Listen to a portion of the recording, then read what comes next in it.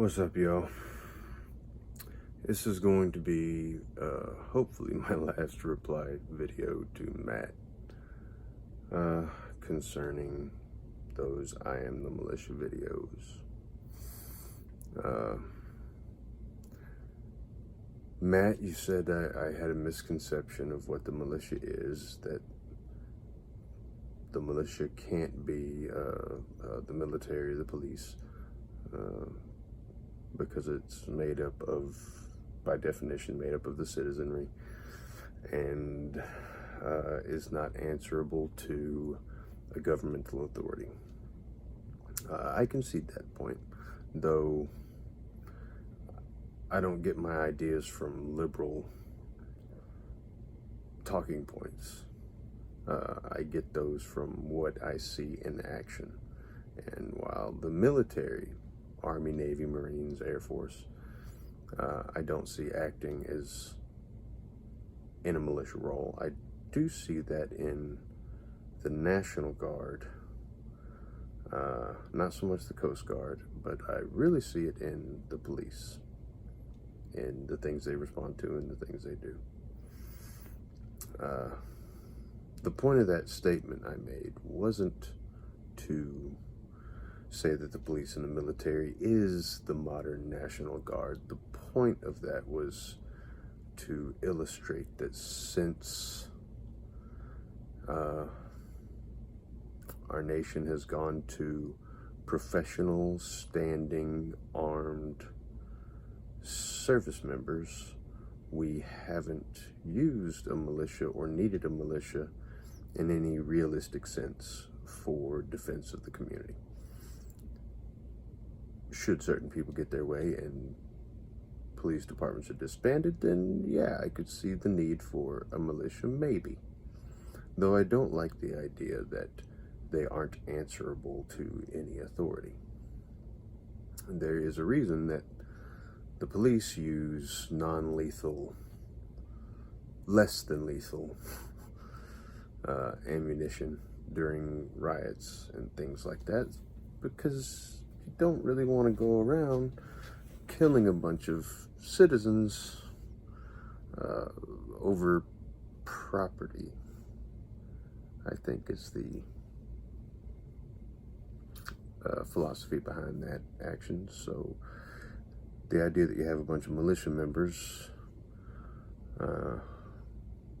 arming up and going out to stop a riot just kind of, in my mind, begs for a massacre to happen.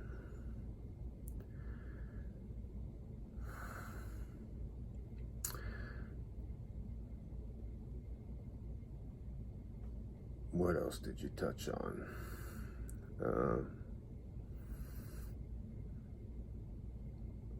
But yeah, since we've gone to standing professional forces like the police and the National Guard and the Coast Guard, we haven't needed a militia for almost a couple hundred years now.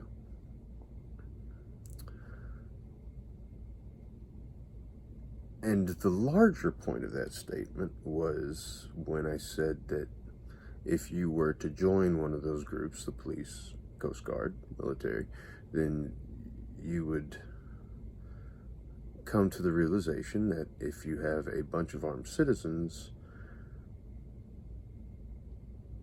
out combating any shit hit the fan situation, as well as the professional standing forces, then those citizens just get in the way and they make things worse, from what I've seen.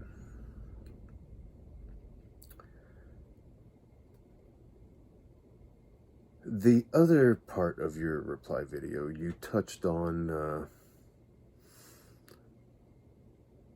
protecting your home and valuables for sentimental reasons. And I can understand that. I'm a very sentimental person. I'm always talking about my childhood. I'm always talking about my parents. I keep everything. I mean, everything. I'm in my bedroom. You see all that stuff on the shelf there, and There's more stuff you can't see over there because my room's really dark right now. I have every single action figure to Lord of the Rings that they made. I even have a custom-made Balrog action figure. It's huge. It stands like 3 feet tall. Wingspan's like 2.5 feet wide. It's massive. I have 13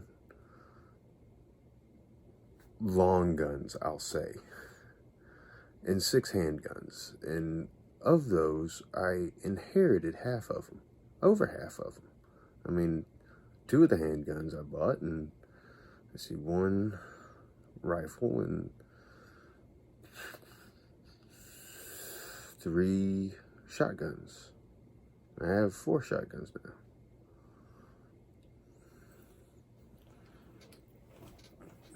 One of them is this, the Shockwave nightstick. I'll do a review on that later. There's enough of those. Mostly I'll do a review on this case I found for it.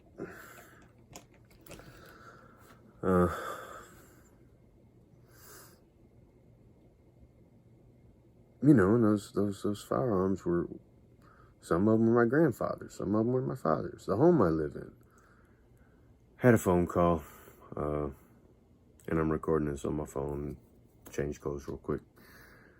Anyway, like I was saying, the home I live in, originally it was my grandparents' home. Started off as a 2-bedroom, 1-bath house, and then my father and my uncle come along, and they add on another bedroom, extend the dining room, and add on a half bath and utility room. And years later, my parents buy it from them, and then my dad adds on an entire 2-story section to the back, another 3 bedrooms and 2 baths. So now my house is 6 bedrooms, 3 baths, 2 living rooms. 1 living room can be converted into like a game entertainment room because it's big. And you know, then my parents die and I get the house. I add on a massive front porch, a balcony on the back. I mean, my home is nothing but sentimentality. It's 3 generations of my family. And when I die, I'm going to leave it to my son, be 4 generations of my family. And all the stuff in it is all stuff of theirs. I understand sentimentality. But at the same time, like I said in my last video, I live on the Gulf Coast in an area that's constantly getting hit by hurricanes on the Texas-Louisiana border. I'm right in that corner. We're always, every year, having to either evacuate or deal with a catastrophic situation. What to some people would be shit hits the fan. That's why the only thing that shit hits the fan to me is a war. Because I've been through everything else, and I've been through everything else a shitload of times. It gets to be routine. Hadn't been through a riot, I mean, but, you know. Point is, most people's shit hits the fan situations is routine for me.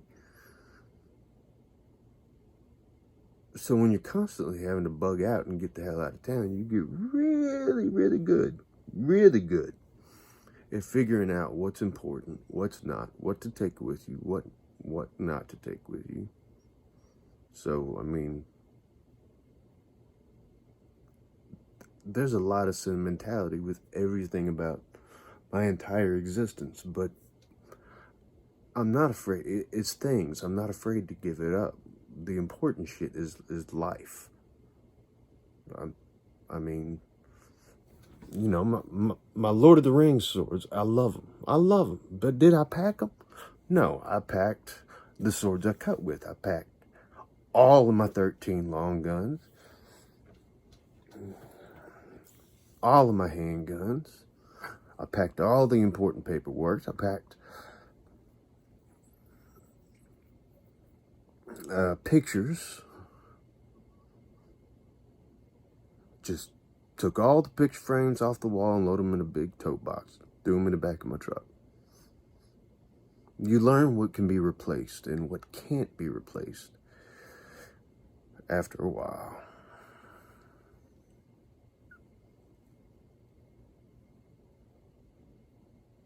Oh, I also took my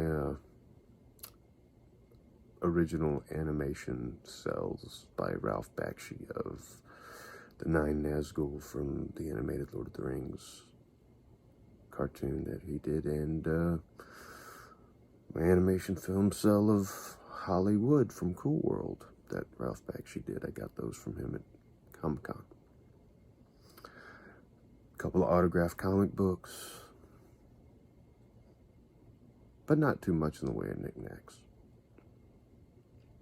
because most of it is replaceable now. I will never in my life be able to replace every single Lord of the Rings action figure that they made, and I definitely won't be able to replace a custom-made Balrog should a Category 4 or 5 hurricane make a beeline right for my town.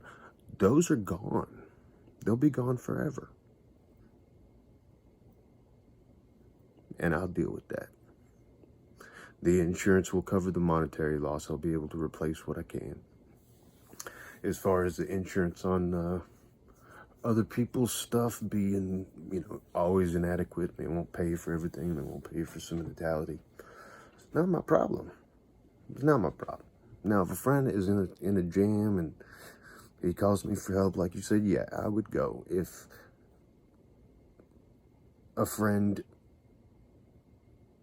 says, hey, there's a riot going on and my alarm at my business just went off, can you grab your gun and come over and help me? I say, hell no, man. Stay away from that. Collect the insurance money.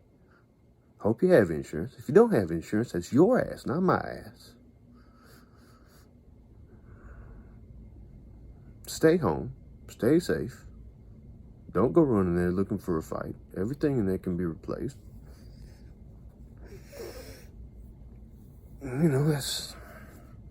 That's really about all I got to say on the subject of sentimentality. A lot of the most famous philosophers in history, a lot of people you and I would look up to, like Musashi, would agree with the idea of not getting too tied to material possessions, and definitely wouldn't be cool with the idea of letting your material possessions dictate your actions in a dangerous situation. That's it. I'm calling it a night. I will see y'all in the next one. And one last thing. I hope this serves as a lesson to the few of you that have been watching both my and Matt's videos over the last few days. We came to a pretty serious disagreement. I said some things poorly, and he misconstrued some things I said and took offense to it. And then he came back with some pretty vicious words. And instead of immediately come back and be vicious right back at him, I waited a couple of days, and sat and thought about it, clarified a few things, and now I'm sure we're into things all cool, and we can go about still being, YouTube friends, fellow Texans. But the lesson there is to talk it out. I mean, far too many times these days, far too many people, they stay in their own little bubble. They think what they think, they believe what they believe, and they're not even willing to hear another person out, hear another person's point of view. There may be some good things on the other side that you never thought of before. Maybe simple misunderstandings that's pissing people off. But, there was a time when it didn't matter what side of the aisle you fall onto. Everybody can agree that, hey, we all Americans, we all got each other back. That does not seem to be the trend anymore. far too many times. As soon as I said, you know, I'm not with these militia videos, and people would have been like, you know, bye. I lost 1 subscriber over it. And not like I care, but, you know, fuck them. They're not even willing to hear me out. They may have misunderstood something I said. I mean, Matt certainly did.